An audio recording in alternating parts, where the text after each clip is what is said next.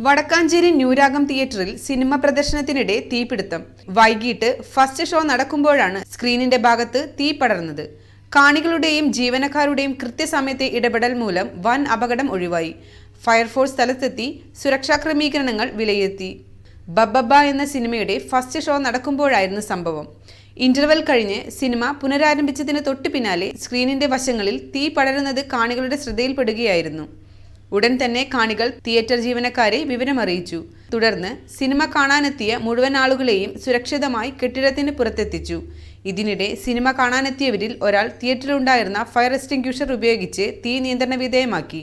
നാട്ടുകാർ വിവരമറിയിച്ചതിനെ തുടർന്ന് വടക്കാഞ്ചേരിയിൽ നിന്നും ഫയർഫോഴ്സ് യൂണിറ്റും സ്ഥലത്തെത്തി. ഫയർഫോഴ്സ് ഉദ്യോഗസ്ഥർ തിയേറ്ററിലെ സുരക്ഷാ പരിശോധനകൾ പൂർത്തിയാക്കി. സിനിമ മുഴുവനായി കാണാൻ സാധിച്ചില്ലെങ്കിലും വലിയൊരു അപകടം ഒഴിവായതിന്റെ ആശ്വാസത്തിലാണ് കാണികൾ മടങ്ങിയത്. തീപിടുത്തത്തെ തുടർന്ന് സിനിമയുടെ തുടർന്നുള്ള ഷോകൾ റദ്ദാക്കി. വൈദ്യുതി ഷോർട്ട് സർക്യൂട്ടാണോ തീപിടുത്തത്തിന് കാരണമെന്ന് അധികൃതർ പരിശോധിച്ചു വരികയാണ്.